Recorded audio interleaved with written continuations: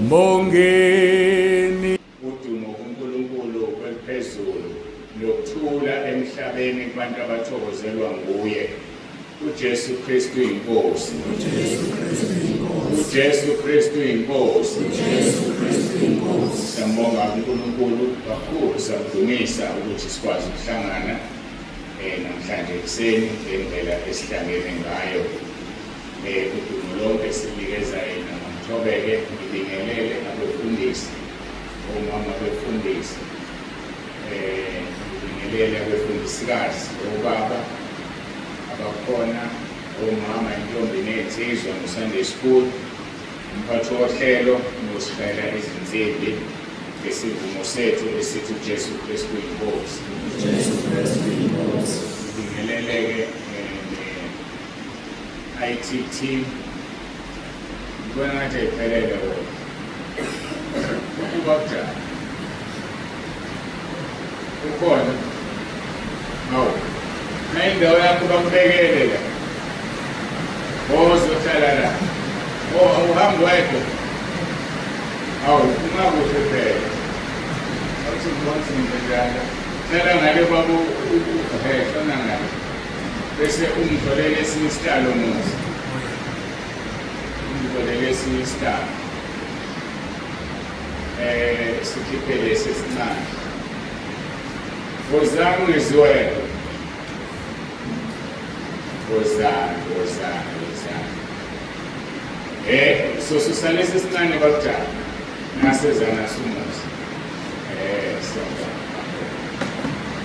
Mawushe umsebenzi yonke imihla ngisela angishumayele sona eselo kona kuthi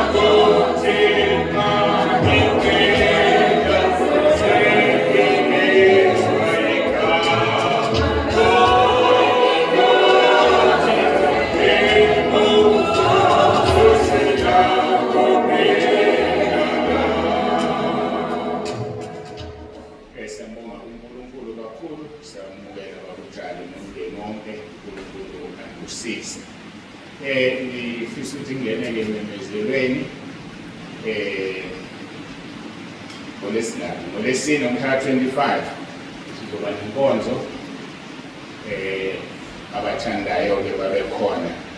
Isizathu esidala ukuthi ngithi abathandayo ngoba kule ndawo yala abantu abakhonzi umhla 25 bahlala phansi bathi iholide lomndeni.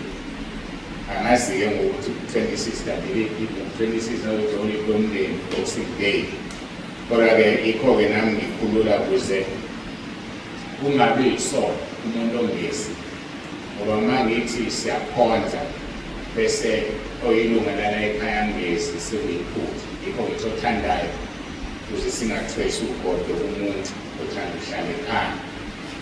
Khona abanye-ke emabhrentshini abathe bathanda ukuzoba nathi, isicelo enginaso-ke kubona ukuthi basho ukuthi bayeza. Lona loyo ofisa ukuza asho angavela aqhamuke nje nginaleso sicelo. Bese-ke nakuswela ngomhla ka-25 nange-Sunday umhla ka-28 mhla ka-28 kuze kube u-31 lezo nsuku zentathu sizovula ithuba labathanda ukufakaza ababonga uNkulunkulu. abathanda ukufakaza babonge uNkulunkulu ngaphambi kwezwi. Ngizocela-ke ngenxa yalokho inkonzo iqale ngo-9:30.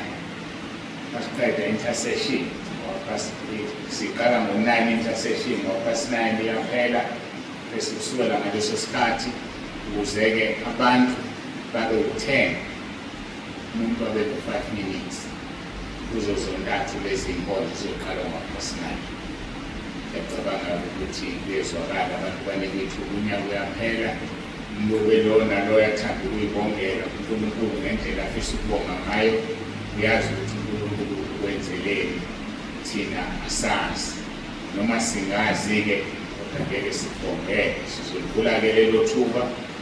Sizokhumbula-ke ukuthi before ngithi sikhumbule, ngizocela futhi nangomhla ka-31 khona abafuna ukuza from emabhentshini basazise.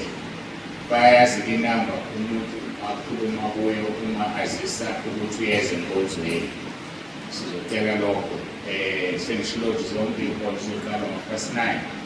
Umhla ka-31 asize u-cross night cha, ngoba abantu kufanele babuyele emakhaya kusakhanya, kodwa siyazi ukuthi usuku lwethu lokugcina ukuthi sidle singene emkhosini ka-21 days ukuze soze sibone mhla ka-22 ngonyaka ozayo uma uNkulunkulu esasigcinile ngoba sisemseni wakhe. Akusikhona ukuthi ulibele thina lishondalizwe ngoba ufuna ukuthi sonke sisindiswe. Uyasibekezelela ngoba ufuna sisindiswe, silisebenziseke lelo thuba ngoba angabuya noma yinini asifike singekhona. Sibe ready-ke bafowethu ngokusuku lwakho uthela uza njengesela. Namanje nje ngikhuluma nginganqamuka le nkulumo usuke lokho iqala iretha. So-ke ungasahabi ngoba suke siyekhaya sojabula. Nalabo-ke abakulungele ukujabula. Ngicabanga ukuthi-ke angime la bese ngixolisa kakhulu. Sasithe kuzodliwa isidlo senkosi, akwenzekanga-ke ngiyaxolisa kakhulu. Sizolungela ukuthi siye ezwini lenkosi. Sizolungela ukuthi siye ezwini lenkosi. Singakayi ezwini lenkosi, khona umntwana kaNkulunkulu engifisa simkhulekele. Uyagula kakhulu. uNkulunkulu wasithembisa athi umkhuleko owenziwa kule ndawo yawuphendula kuze kube manje yawuphendula. Siyabazi abantu esibakhulekelile, abanye bevuka sebesemathuneni uyawuphendula. Sizokhuleka-ke sonke sikhulekele uBaba uSibisi. Ngikhumbula inkonzo ebesinayo emasontweni ambalwa yakwaSibisi eThebeni, angi-adrese kanjalo. So uBaba uSibisi uvele kwaphathaphatha njeke mangizwa nami kwawa phansi, waphuthunyiswa-ke usesibhedlela noma esibhedlela. So uNkulunkulu-ke simcele amphilise. Kodwa umceleli wethu asimphoqi ngoba siyazi intando yakhe. Ngenzeka ukuthi usuku selufikile. Engikujabulela wena engikubongayo ukuthi uthe egula kubi kunjalo wathi akathintele ukuba kunzibane. Ngathintwa-ke sahlangana-ke ngokocingo samthandazo kwama-10:9 umkhuleko uNkosi uJesu owakhulekwa yiselelesi ngendlela yaso. Bathi uJesu namhlanje uzoba nawe eparadise. So-ke angesabi, anginankinga nokuthi abe omunye waba-organizer leya nkonzo, organizer umndeni. Kusho okuthize esingakwazi, kodwa-ke thina owethu umsebenzi njengoba izwi lisho sikhulekela bonke abantu abagulayo. uNkulunkulu-ke uma sekuwusuku, uNkulunkulu ngeke asilalele kodwa uzosiduduza. Ngazi uma ngiyangizwa ngithina uzosiduduza.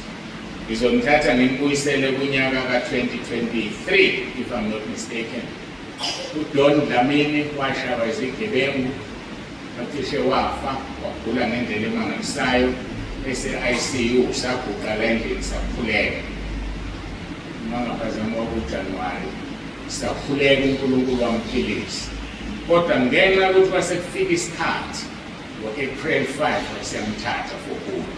So kube ukusiduduza lokho. So ke sicela lo nduduzo ke enkosini ukuthi noma ngabe usuku selifikile akaziveze uNkulunkulu amphilise for leso sikhathi ke esincane amthathe uma ukuthi usuku selifikile.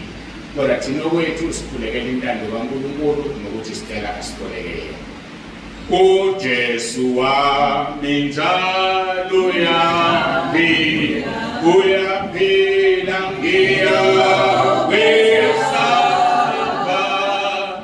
lomina igazi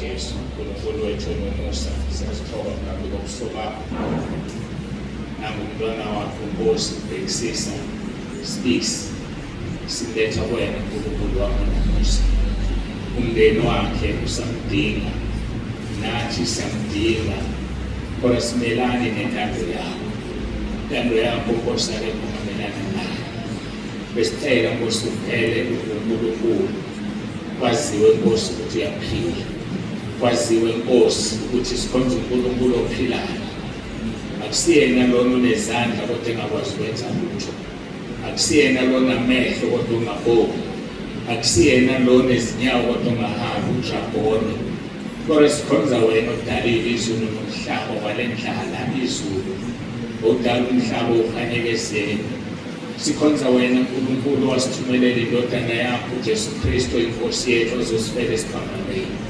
sikhonza wena uNkulunkulu osithandayo wasithanda kuqala singakathandi thina singakwazi ushilo wathi ngaphambi kwakho akazange abe khona uNkulunkulu nasemva kwakho ngeke abe khona ngoba likhi ngaphambi kwakho alikho futhi ngemva kwakho siyabonga uNkulunkulu wethu nomusa sekudumisa uNkulunkulu ophakeme onezindlela eziphakeme okwethu ukucabanga kuncane kodwa wena uphakeme kwakho sinikela wena-ke Nkosi uSpeaks sinikela kuye wena Nkosi unkosikazi wakhe sinikela kumndeni wakhe Nkosi ney'hlobo zakhe nabafowabo noma umakoti babafowabo nomama uqobo esekhona esaphila siyacela uNkulunkulu wami uvele unguNkulunkulu siyabonga ngakho konke osenzele khona uthe sikubonge ngoba konke kuyintando yakho ngosizwe lakho lisho njalo ngoKristu Jesu inkosi yethu umolongo esikunikeza wena siyacela-ke Nkosi manje sisigene ezweni kube kanye nathi ukhulumisane nempilo zethu isize Nkosi ukuba ngikhuthalele ukuziveza ngithembekile phambi kobuso bakho isebenze sithembekile siqondisa kahle izwi lakho leqiniso siyabonga-ke uNkulunkulu wethu ukuthi usuphendulile ushilo wathi kanye nokucela sobonga ngoba siyakholwa ukuthi ususizwile siyabonga ukuthi molonke lungolwakho siyabonga ukuthi uyalenza izwi lakho ukuthi sikhuleke sikhuleka kule ndawo uyiphendula yonke sikhulekile usiphendulile siyabonga sinika wena udumo uJesu Kristu inkosi uJesu Kristu inkosi uJesu Kristu inkosi amen. What a mighty God we serve. What a mighty God we serve. What a mighty God we serve. What a mighty God we serve. What a mighty God we serve. What a mighty God we serve. What a mighty God we serve. What a mighty God we serve. What a mighty God we serve. What a mighty God we serve. What a mighty God we serve. What a mighty God we serve. What a mighty God we serve. What a mighty God we serve. What a mighty God we serve. What a mighty God we serve.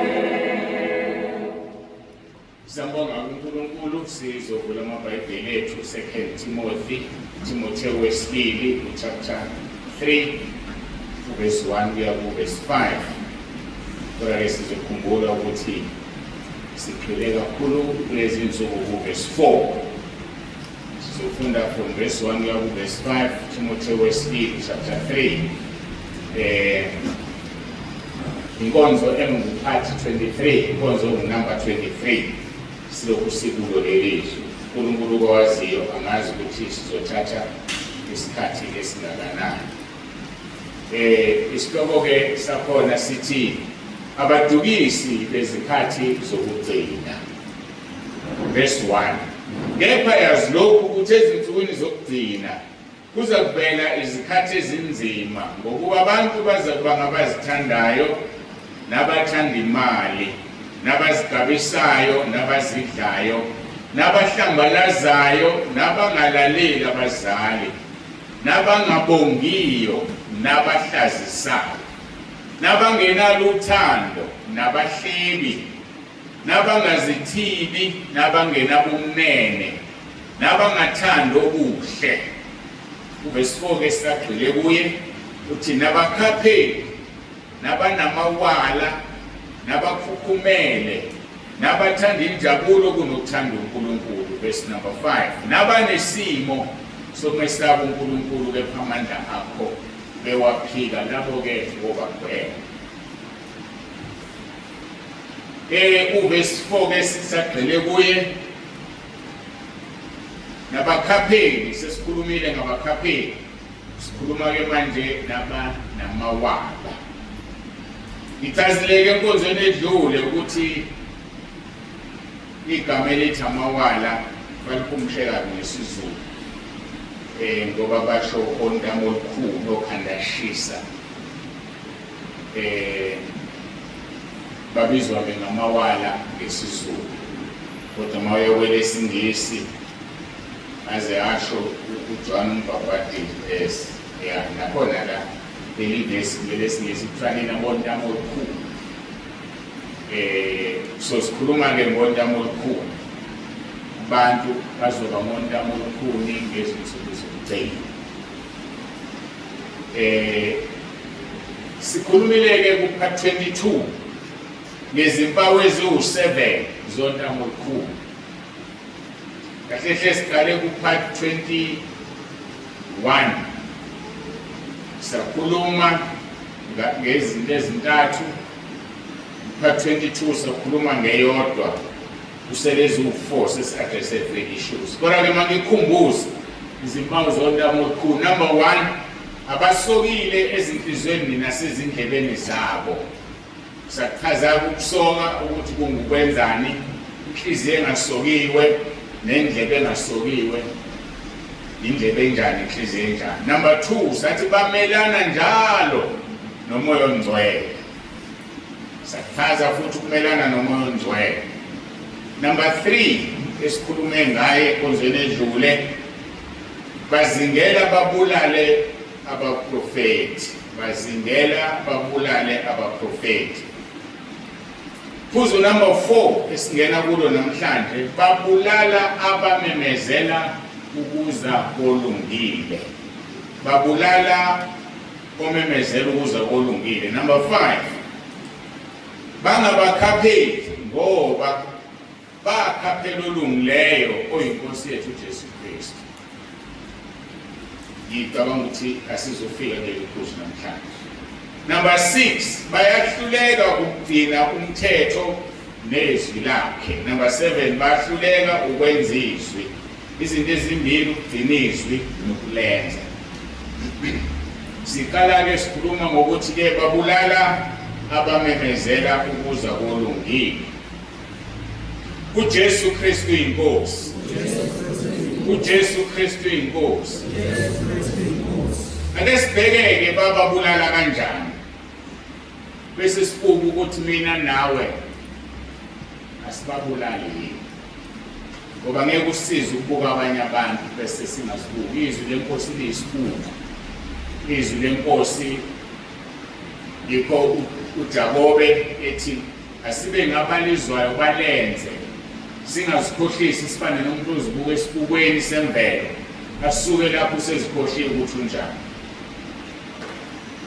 Kodwa kufanele umuntu azazi ukuthi unjani kwelikamoya.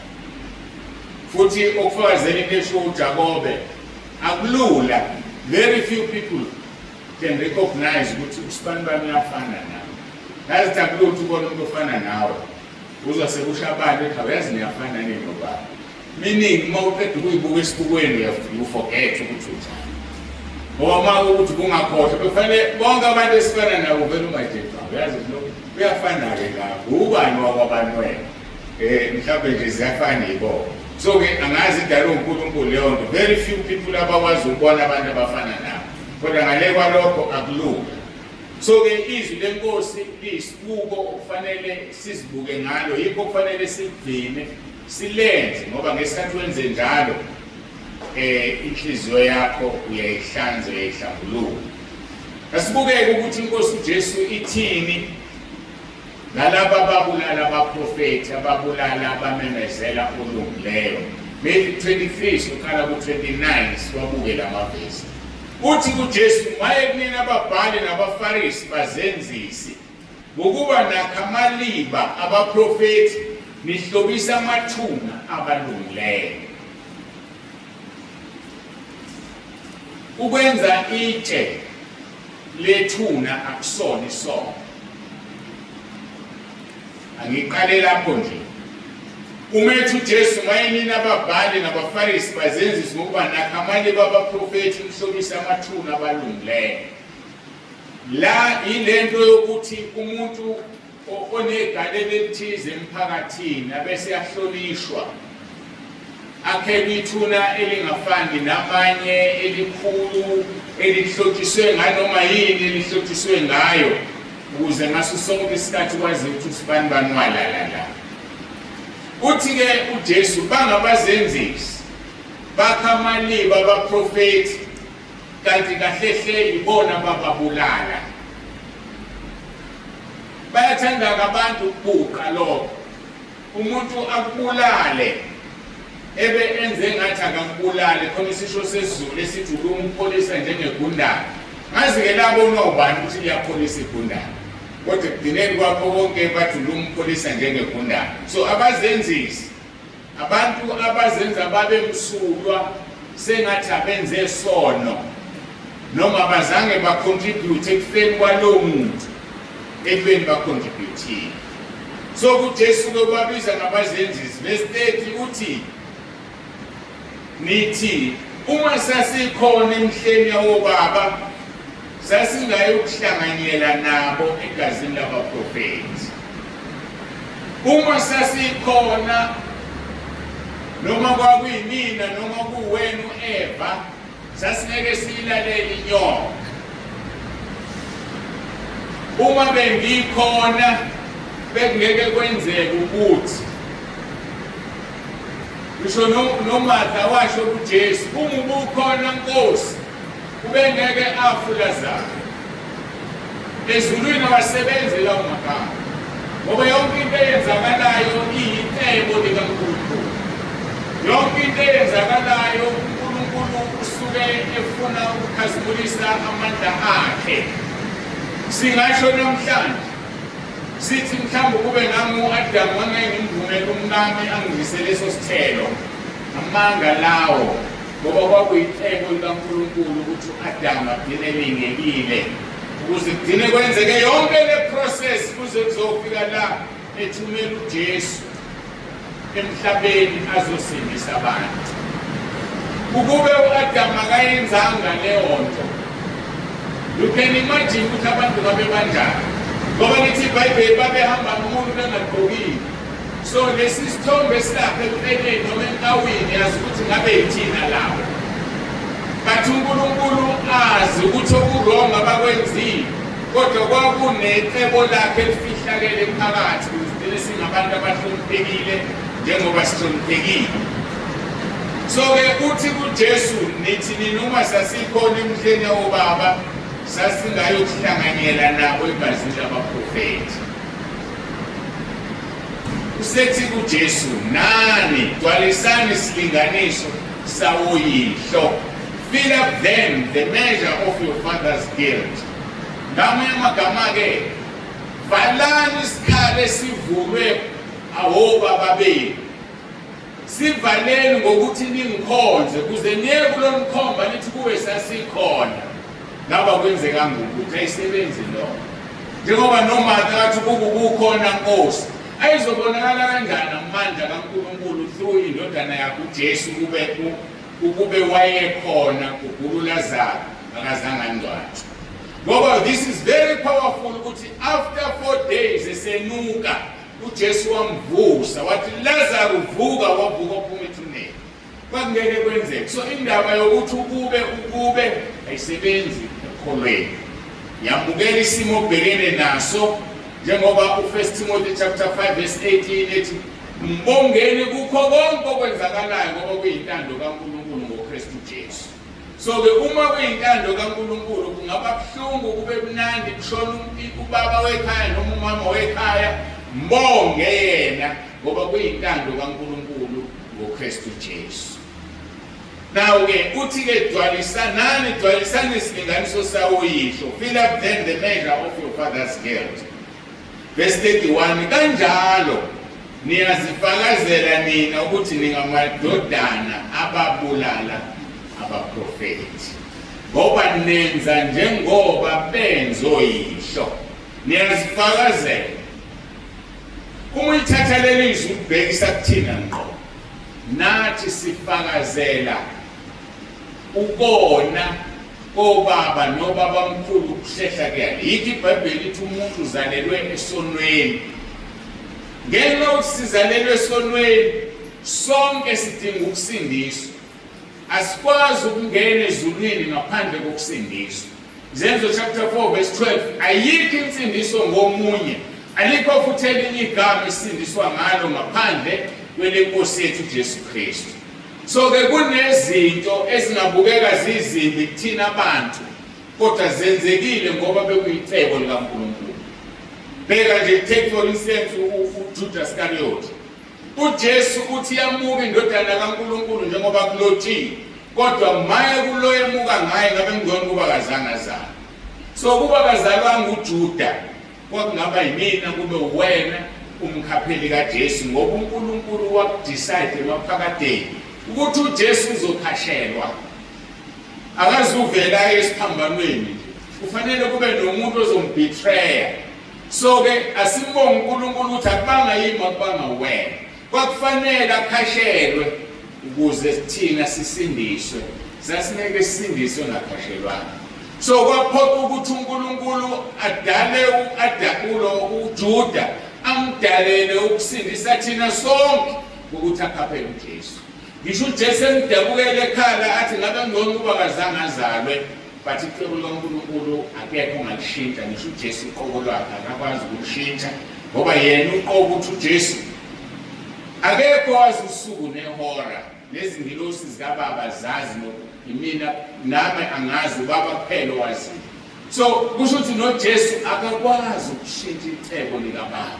So icebo likababa limile, uzophila dabukela uJuda, but at the end of the day uJuda kufanele amkhaphele.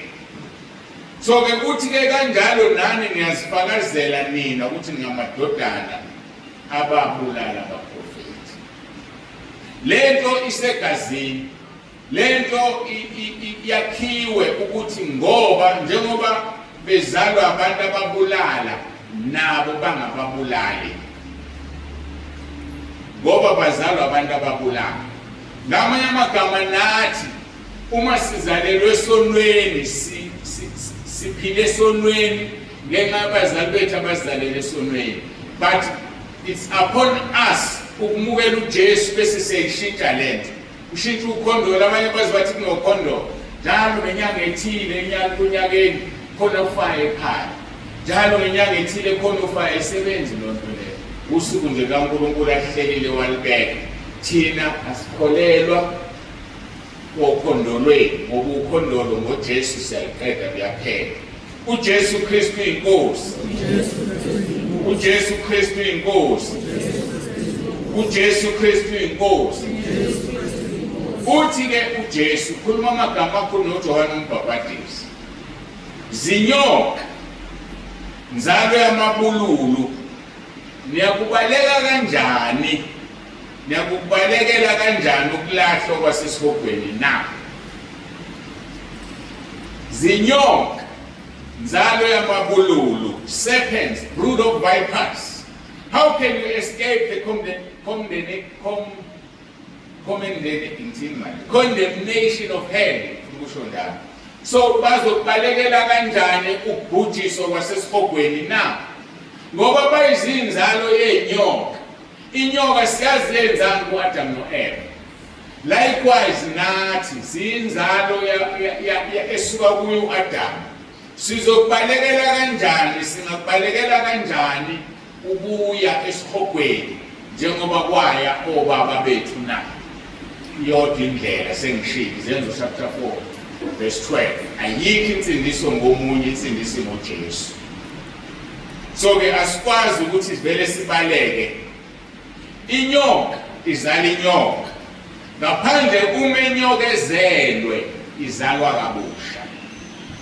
Angiphinde, inyoka izala inyoka. Ngaphandle kokuthi le nyoka izalwe kabusha. Usho njalo uJesu uJohn chapter 3 verse 3 and 5. Uthi umuntu engazalwa ngobusha ngeke abone ubuso weZulu. So ke siyinzalo yezinyoka, meaning siyizinyoka. Sizophepha kuphela lakwenwesihogo if sizalwa kabusha. Usuba umntwana kaNkulunkulu. 1 John chapter 12. Bonke abamamukelayo wabapha amandla ukuthi babe ngabantwana bakaNkulunkulu. Uyothi into ofanele siyenze uma simamukela uJesu, simvume ukuthi uyinkosi. Ngesikhathi umvumo ukuthi uyinkosi, wenziwa umntwana kaNkulunkulu. Njengaleso selelesi esamvuma sathi Jesu ungikhumbule embusweni wakho. Hlala ngichaza ke lonto ukuthi akekho umuntu onombuso engeyona inkosi.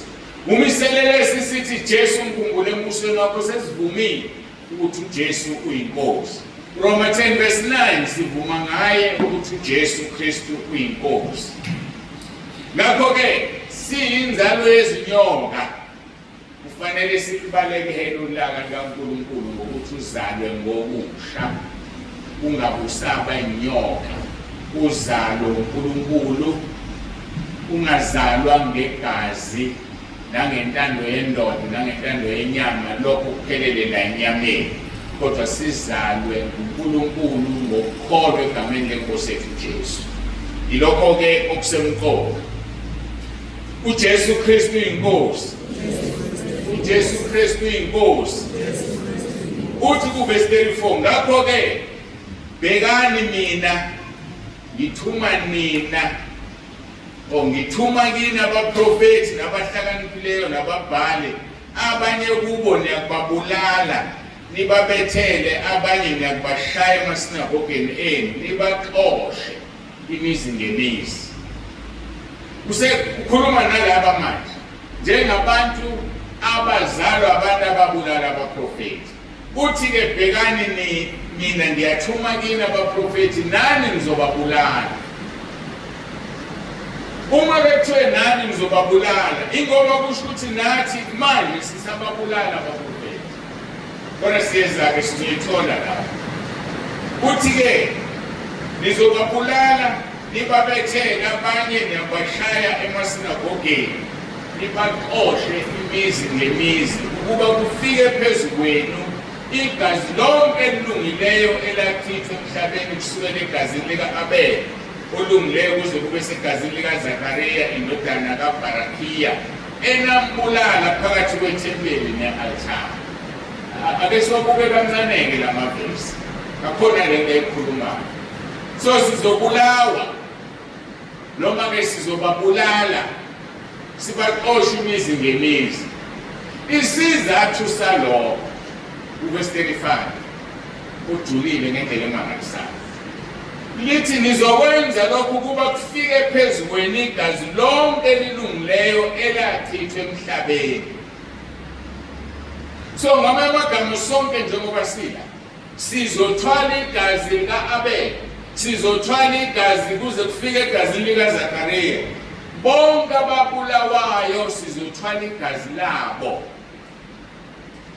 So sizokwenza thina manje ukuze kufike phezu kwethu igazi lonke elilungileyo elachithwa emhlabeni kusukela egazini lika-Abele olungileyo kuze kube segazini likaZakhariya indodana kaBarakiya. So uma sikhaphelana lose sakhuluma ngokukhaphelana, uma bengikhaphela bangikhaphelela ukuthi igazi kusukela kwelaka-Abele kuze kube likaZakhariya kuze kube manje libe phezu kwabo noma libe phezu kwethu. Lokho kusinika ukuthi-ke zifika kanjani izono zabazali bethu phezu kwethu, ngoba siyinzalo ezinyoka, ngoba sizalwe inyoka okwazi ukuvela ushintshe inyoka izala umuntu. So ukuze sibe ngabantu, sibe ngabantwana bakaNkulunkulu simele ukuzala ngobusha. Athi kuverse 5 John chapter 3 uJesu, umuntu engazalwa ngamanzi nangomoya ngeke angene embusweni kaNkulunkulu. Usuzaliwe yini ngamanzi wena na? Ukuzalwa ngamanzi okusimple esikuthola kalula ubhapatiso. Athi kuMarko chapter 16 verse 16, okholwayo abhapathiswe uzosindiswa, kodwa ongakholwa uzolahlwa. So ukholwa bese ungabhapathiswa, most thatha le statements kaJesu awusindisiwe. Kufanele ukholwe bese uyabhapathiswa bese uyasindiswa. Marko chapter 16 verse 16. So amanye amavesi seswathathe kalula sengathalula. Okholwayo abhapathiswe uzosindiswa. So ukholwa kuhamba nokubhapathiswa. Ukubhapathiswa kuhamba nokuzalwa kabusha emanzini. Part number 2 wokuzalwa ngobusha yizwi. Mawufunda uFirst Peter chapter 1 verse 22-23 lithi senzelwe kabusha ngezwi elingapheliyo elingabonile ngokulalela iqiniso ukuze nithande abazalwane. So sizalwa ngezwi. Umuntu kushunyayelwa ehlatshwa yizwi uyazalwa aphinda ayozalwa ngamanzi. Ingakho-ke ethi uJesu Marko 16:16, okholwayo abhapathiswe uzosindiswa, ngoba awuzelwe kabusha uma ungazelwe ngamanzi nangomoya. So kufanele-ke sizalwe ngamanzi nangomoya. Khumbulani ukuthi nathi singababulali.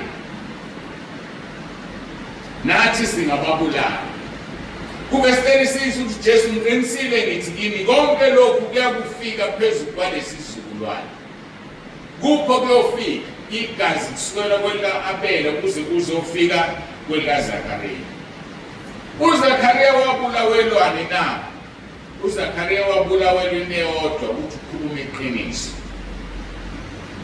lento ke esibulawelwa yona sonke noma esizobulawelwa sona mawubheka iziKronike zesibili verse 20, 2 Chronicles chapter 24 verse 20, lithi umoya kaNkulunkulu wembese uZakhariya indodana kaJehoyada umpristi wema ngaphezu kwabantu wathi kubo, usho kanje uJehova uthi, neqelani imiyalo kaJehova ukuba ningabi nampumelelo na, ngokuba nimshiyile uJehova naye unishiyile.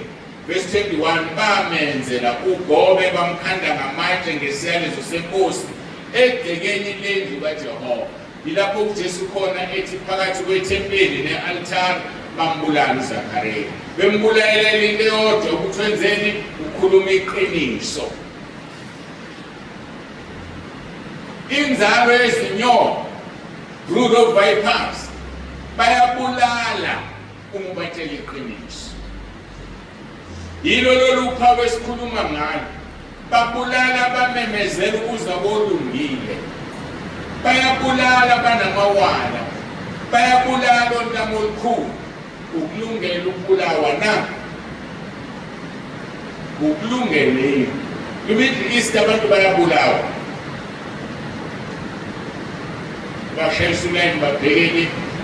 Babengavalwanga amehlo. Abaphethe ibhamu bame ngemuva sishayela isibhamu baphele kanjalo.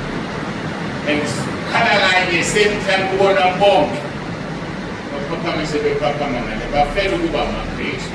Uma kufika lokho la eSouth Africa uzoma noJesu na noma uzomphika uzoma yini? Ngake ngasho ngelila ngathi uma bengangena la ngimile ngishumela boqala ngami ngoba ngedwa kuze nesaba. Umbuzo uthi-ke uma bengena la besibeka nesibhamu bathi ngiphike uJesu ngithi ngeke ngimphike bayidedele intambo ngiqeke phansi bangaka bangaphuma babalekela bebalekela ukuthi kuza kubo kanti ngesikhathi ubaleko usukubaleke kubela umbuso wezulu ngoba ngaleso sikhathi yobingekho lento ukuthi hayi othi ngimphike ngizosivuma isono mawumphike umphikile across on uphikile.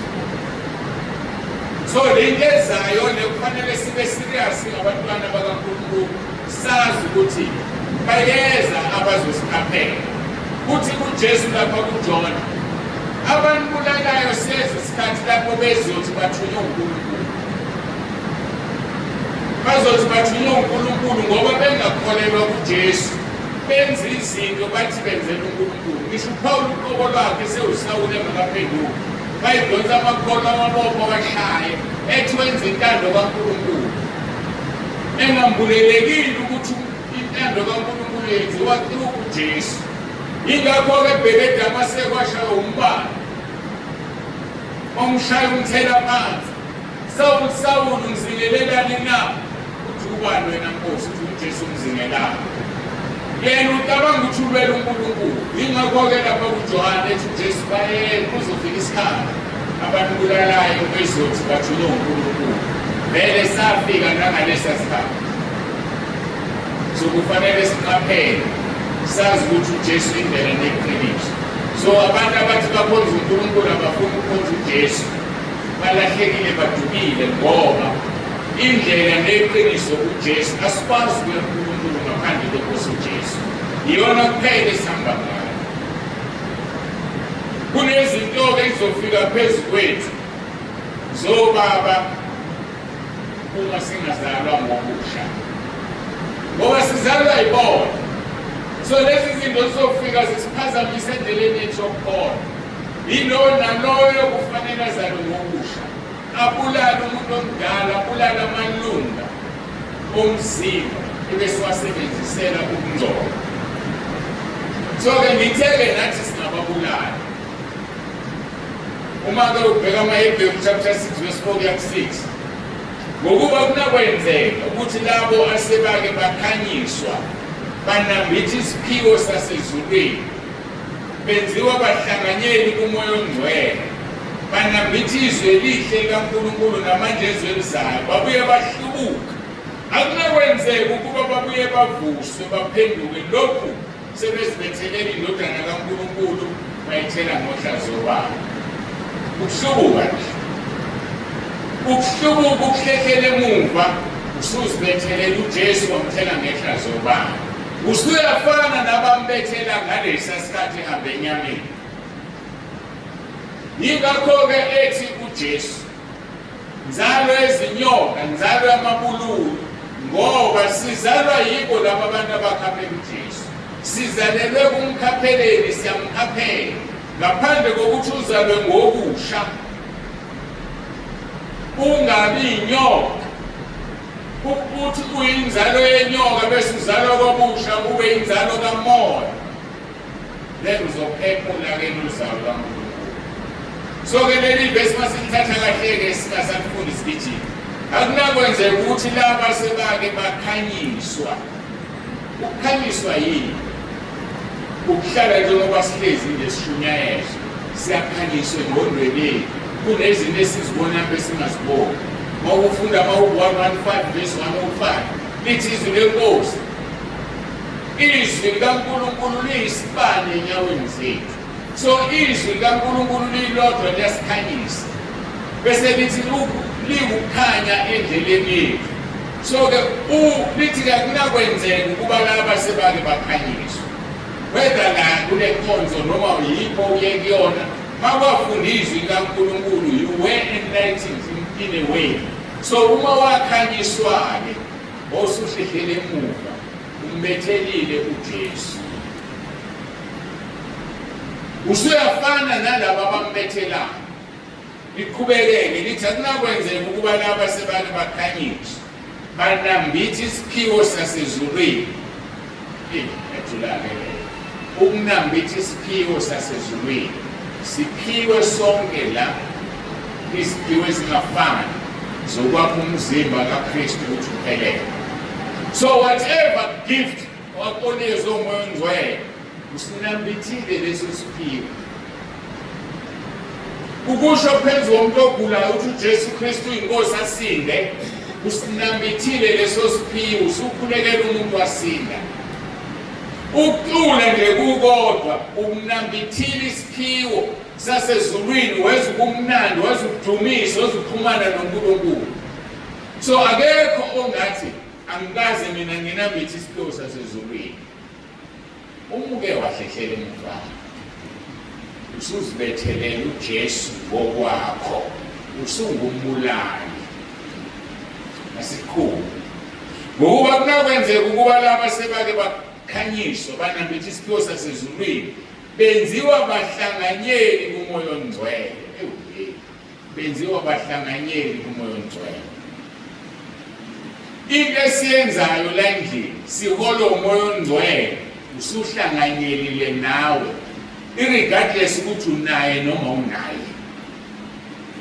So-ke uma wenziwa umhlanganyeli uMoya oNgcwele wawusuhlehlele emuva. Isaiah 63 verse 10 lithi abantu bakaIsrayeli bahlehla bamhlubuka uMoya oNgcwele waphenduka isitha sabo. So uma uhlubuka uNkulunkulu uhlubuka inkosi uJesu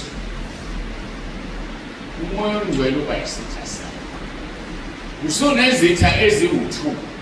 Sitha number 1 uMoya oNgcwele umhlubukile. Sitha number 2 Sathane namadimoni akhe.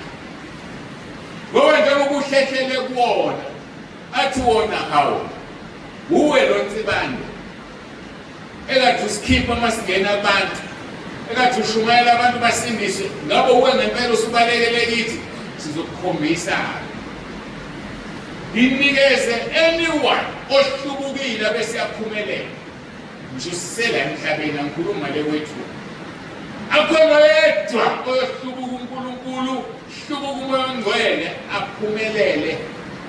Namhlanje sibona uSathane abaphumelelisa abantu amageni lisibenzane imali asikazi bayithathaphi bathi ake uhlubuka uNkulunkulu kambe uyoyithola leyo mali ekuyinuthu. USathane uyisitha sakho uzobe kuJesus kanti noMoya oNgcwele uyisitha sakho ngoba umhlubukile. So lithi-ke leli izwi uma wenziwa umhlanganyeli kuMoya oNgcwele wanambitha izwi elihle likaNkulunkulu. Njengoba sikhuluma izwi nje senze njani siyalinambitha siyalidla So ayikho into ozozilandulela ngayo ukuthi uhlehlele emuva uhlehlelelana ngaphandle kokuthi uyilandele isiqalekiso sikaNkulunkulu sizihlalele. Banambitha izwi elihle kaNkulunkulu namandla ezwe elizayo. Amandla yini amandla? Kukhulunywa-ke ngezipho zikaMondwele ngemisebenzi yamandla. Imisebenzi yamandla yile misebenzi yokwenza izinto. Ngelinye ilanga la kule ndawo encane sasinayo la umchaza lento yamandla ukuthi yena amandla. Ngangisanda ukuqala ukuba umfundisi, ngahamba ngaya le ekhaya eNkangala kwamaphumulo ngiyofasta u-14 days. Ngiphethe amanzi aphele iningi engazi ukuthi uzongilasta for 14 days. Ngafike ngazila ukudla ngahlala. Day number 5 ngaba nombono noma nephupho owayengiphethe ngaleso sikhathi umfundisi wamemeza bathi abaseRoma 8 bakuthi bani abaseRoma 8 tell them worship twice or 3 times. Papa ngabavula abaseRoma 8 ngabafunda okay ngabeza ukuthi bathi ekuseni nakusasa uthi ngibavule ngoba lokhu ku-specific. Ekuseni nakusasa efonini kwangena imessage kumankosikazi abaseRoma 8 verse 32 lithi yena ongayigodlanga yakhe indodana kepha wayinikela ngenxa yethu sonke, kungaba kanjani kuba ngasiphi konke kanye nayo na? Imina kwakuphendula umkhuleko othi uma wadedela indodana yakho uJesu ngaba kanjani angamniki yonke lento engizoyikhulekela la? Ngabonga uNkulunkulu sengiphendulile. Kumbula ebusuku ushawuthe uRoma 8 akwangasho lutho. Ekuseni sengithola ivesi elidirect kaRoma 8. Ntambama ngalo mhla ka6 athi ngidide ngomhla ka5 ngoba kushithi lento yenze umhla ka4 anothi ngo-day 4 umusho nganathi umhla ka4 ngo-day 4. So ngo-day 5 ebusuku wakhuluma uNkulunkulu kwakhulumiswa lathi awuzuhlala lo 14 days ufuna ukuhlala la. Angisengizwile ngalamavesi engitshela ukuthi uNkulunkulu ngeke ngoba ngayigodlanga indodana ngeke angigodlele konke engikufunayo. Kwathiwa uzuhlala la lo 14 days. Kunomsebenzi engifuna uwenze emuva eRichards Bay. Kodwa ngizokutshela ukuthi uzohamba nini. Day 5 lo kuzosaba day 6. Ngo-day 6 ebusuku kwathiwa ekuseni uyavuka uyaqoqa 7 days wakho uphelile ubuyele emuva. Nasengizovezela ivision. Kunomuntu oyishosha engeniswa ebandleni. Mabemngenisa bafike bamhlalisa epassage. Kwakunabantu nje behlezi kodwa ngingakena ngoba embonweni ngoniswayo. Ngimile ngishumayela ngithi ngishumayela avela sisukume eyishosha kube ukusinda kwakhe ngishumayela. So mayisukume esinda bese ngiyatshela ukuthi ngiya kulowo muntu uzofika sine exactly njengoba ngikhonjisile. Ngikhuluma ngemisebenzi yamandla elithizwi uma uke wayitaste imisebenzi yamandla wasuyahlela usuzibethelela uJesu. So kukabili-ke la uphatha ukuthi amandla athestwe yimina ngikhulekela umuntu noma amandla athestwe uwena ukhulekelwa, but uma uke wahlela usubethela uJesu. Ayifike la enkonzweni kwakuyi-Wednesday kwasasikhonza ngoLwesithathu ngiyakhumbula. Nangempela angeniswe ahlaliswe bese bengamhlalisi lapho kufanele ahlale khona bamhlalise phakathi nendawo bamkakhe abakuwo. Ngingasho lutho ngoba ngifuna lento esho uNkulunkulu yenzeke ingayiphazamisi. Ayishumayele lokhu ngimcheka. Imbone efuna ukusukuma bambambe. Yeke shumayele ngiqede mase ngiqede bese ethi mina lo bekufanele asukume nimbambile nini. uNkulunkulu ngomsithi uzosukuma kushumayele ngathi ngegama lenkosi uJesu sukuma uzela wasukuma wezapha. Engene njani ethwele. Ngikhuluma ngamandla kaNkulunkulu. It was 2012. Ngiqala umsebenzi ngo-2011. So ke no 2011 sorry 2011 wangisanda uqala nje ngifuna ukuba umkhosi ngifuna ukufasta ngotholakala. So uma umuntu ezwile lithi lelizwe engifundayo uma benambithizwe lihle namandla ezwelizayo amandla ezwelizayo yilawa amandla lawa okuphilisa abantu yilawa amandla owaweza mhla uphilisa amandla ezwelizayo yila ukuthi imizimba esizoba nayo songena odongeni njengoba uJesu wangena odongeni abafundi besabile bekhile behlezi wavele wangena odongeni bathi ukuthula makube nani bathi angilona ithonga ngiwumuntu ngiyaphila lethani ukudla nini bamnikeza iqala ezinyosi wadla wamangala babona uyena impela. Now umahluko kulomzimba umoya kodwa futhi unamathambo futhi unesisu yabona into umoya umufaka ake sifuthi iplastic sifuthe lithi bese phezulu emlonyeni uphonse inyawo ngathi uzoyibona iplastic uJesu umoya kodwa mayisedla ukudla abantu abakubona uJesu umoya kodwa unamathambo ungenodongena wangaphuka nelodwa ithambo imizimba esizoba nayo u1 John chapter 3 verse 3 lithi bonke abanethemba lokuba njengaye bayasihlambulula ngoba yena uhlambulule ngaphandle kokusihlambulula ngaphandle kokuvuma izono ngeke siwuthole lapho. So iwona mzimba esizowuthola iwona mzimba esizophila kuwo kule yaminyaka e100 sorry e1000 uJesu ebusa esithola lapha esithola uSambulo chapter 20 iyona ke leminyaka esobe sina leyo mzimba masifuna ungabonakala singabonakala masifuna ukubonakala sibonakala uJesu nje sambe emhlabeni basibethi mabethi bafuna ukumkhanda ngamanje ithi iBhayibheli avela nyamala abonakala esebonakala lapha ithina lapha kodwa masenze njani senze kahle sahamba ngoba yena enjani ehambile. So ke sibuye kulo leli yabona icebile leli verse kahle ngalikhatha lingaba izinkonzo eziningi. So ke uma ke umuntu enamithizwi elihle likaNkulunkulu namandla ezwelizayo babuye bahlubuka akunakwenzeka ukuba babuye bavuswe baphenduke lokhu sebezibethelele indodana kaNkulunkulu bayithela ngehlazo babo. So at any given time mawenza isono yazi ukuthi ubethele uJesu uyafana nalabo abambethele mhlawumbe uzothwela ayazi mina ubeka ngoJuda ngangeke ngimkhaphele ufananise namanje wamkhaphele ufananise noAdam noEva ozothi kube ngamu-Eva mina ngake ngilalela inyoka engangeyilalela manje inyoka yikho kuthiwa brood of vipers inzalo ezinyoka ngoba inyoka eyilalela.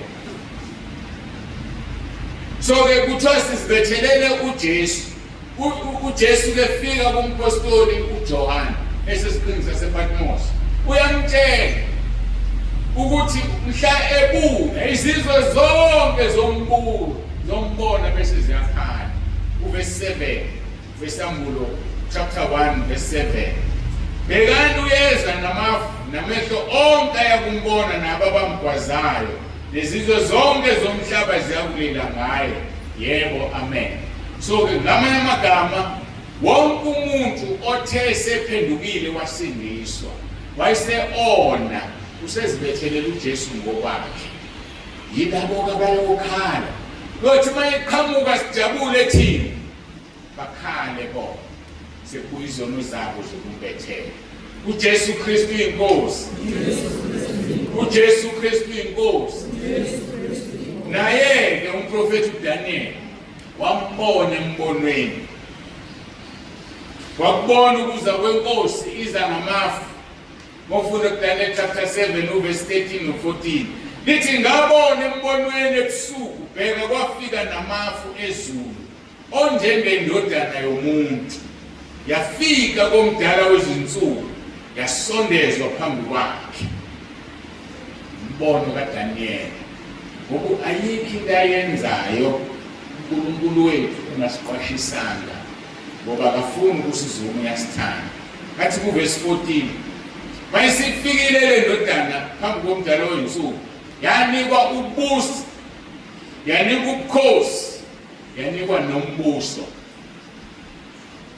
Ndembili ukunika ubusa nokunika umbuso, wanika ubukhosi ukuze bonke abantu nezizwe nezilimi bayikhonze.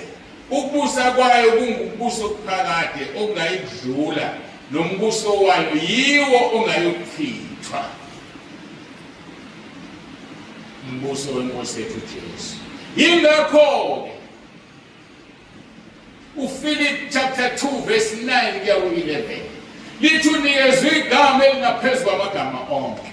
Ngaleli igama amadola yaguqa ezulwini, ngaleli igama yaguqa emhlabeni, aguqa ngaphansi komhlaba. Kathi verse 11 zonke ilimi ziyovuma zithi uJesu Kristu inkosi. Kuyobe kunasabasizi bengazi ukuthi say understand le zizovuma ngaleso sikhathi zobe ziphoqelekile, ngoba zobe zikhala zilila, ngoba kade zimgwaza spiritually, ngoba umuntu kade enza isono.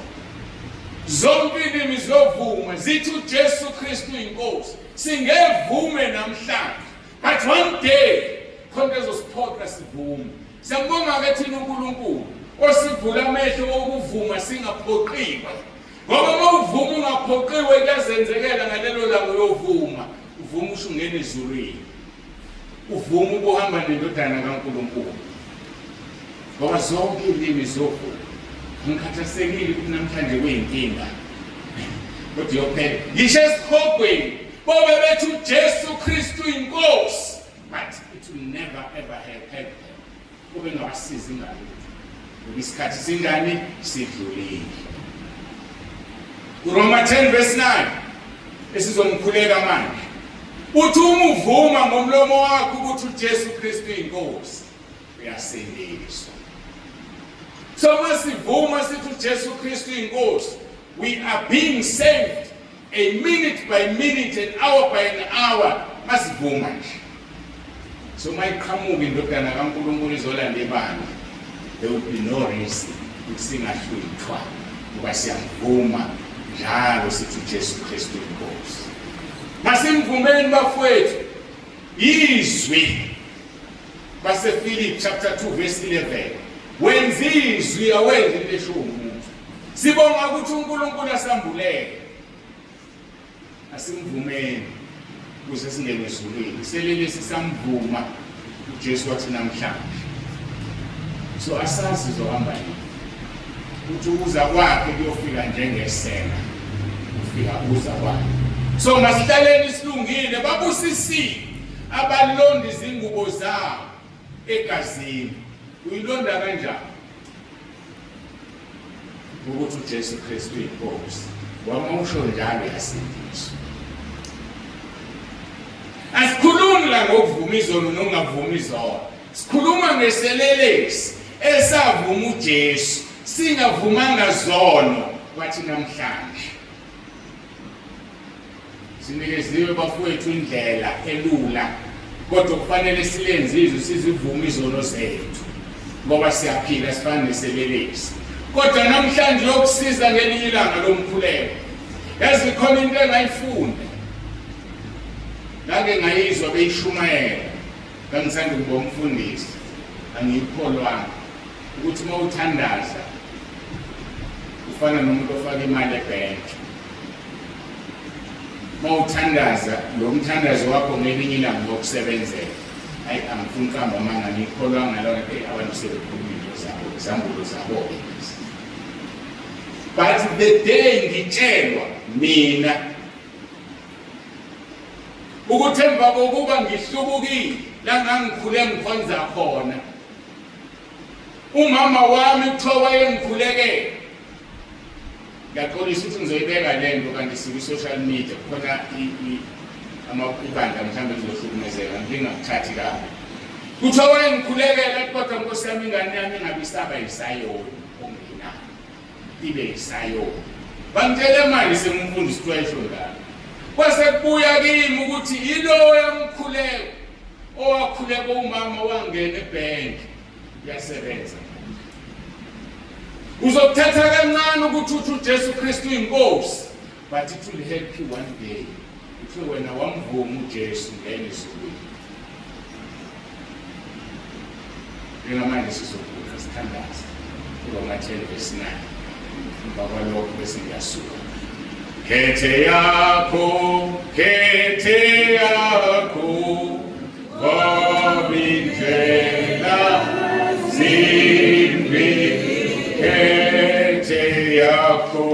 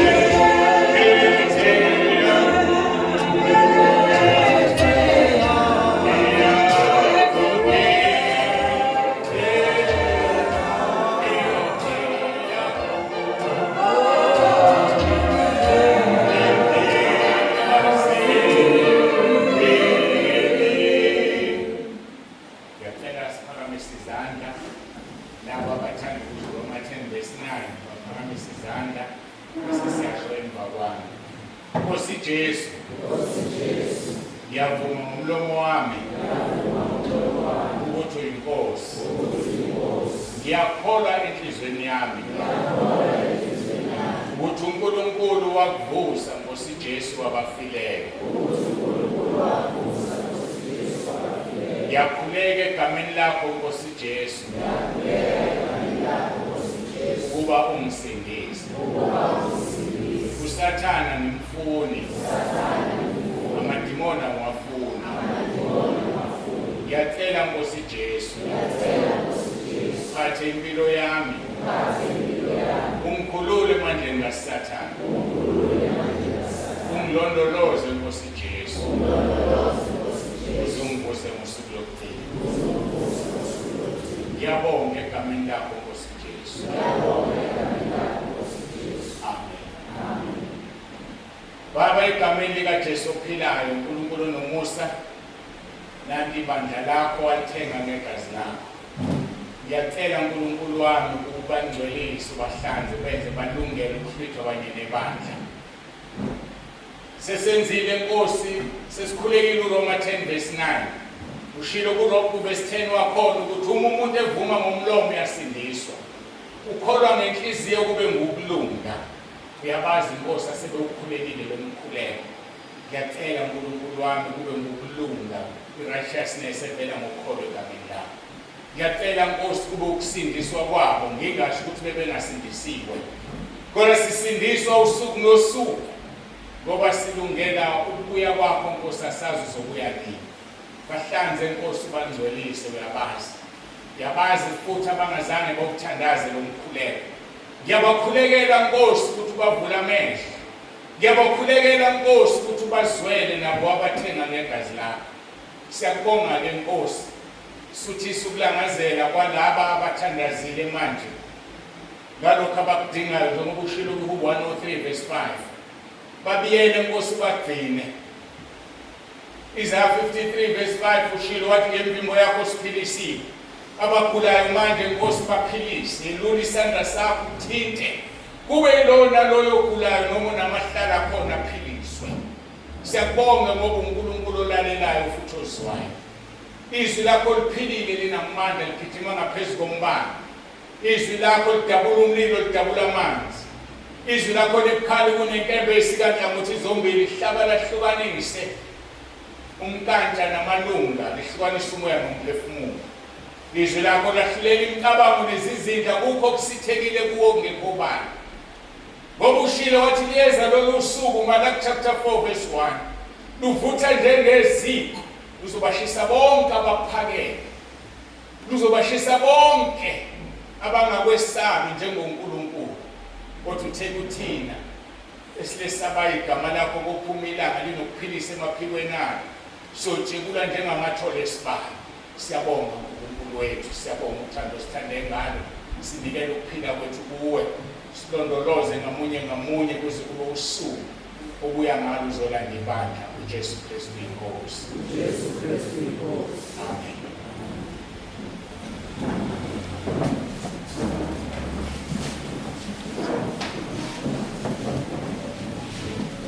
siyambonga-ke kakhulu uNkulunkulu ukuthi sikwazi ukuhlangana sigcine sibone ngosuku silalele le nkonzo kuwena-ke ukuthi uyakwenza okushoyo noma ukwenzi kodwa kuJohn chapter 12 verse 48 uthi ngeke sasahlulela izwi alikhulume kithi ezosahlulela Fela situlo 121 bese ngihlala phansi Siqonda ekhaya nethini na masingathiye